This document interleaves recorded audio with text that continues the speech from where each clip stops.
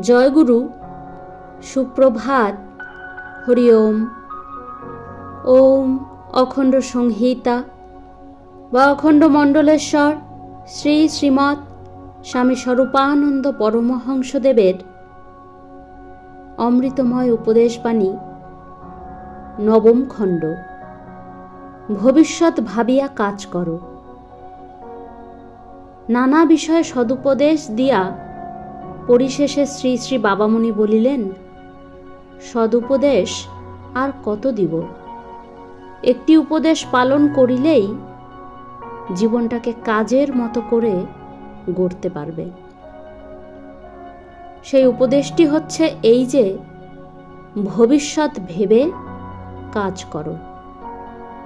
পতঙ্গ যখন আগুনের মধ্যে ঝাঁপ দেয়, তখন সে তার ভবিষ্যৎ চিন্তা করে না, তাই সে দগ্ধ হয়ে মরে। অবশ্য ভবিষ্যৎ চিন্তার ক্ষমতাও তার নেই। তুমি মানুষ, ভবিষ্যৎ চিন্তার ক্ষমতা তোমাকে দেওয়া হয়েছে।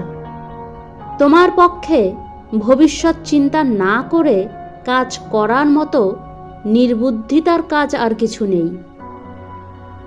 যে কাজে যখন হাত দেবে, এ কাজের পরিণাম কি তা আগে চিন্তা করে নেবে। ইংরেজিতে বলে, লুক বিফোর ইউ লিপ।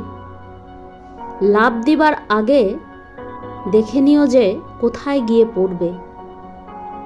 পশু বর্তমানকে নিয়ে ব্যস্ত, ভবিষ্যৎ ভাববার তার শক্তি নেই।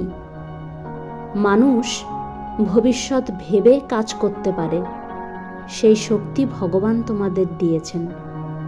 সেই শক্তির সদ্ব্যবহার করো। হরি ওম।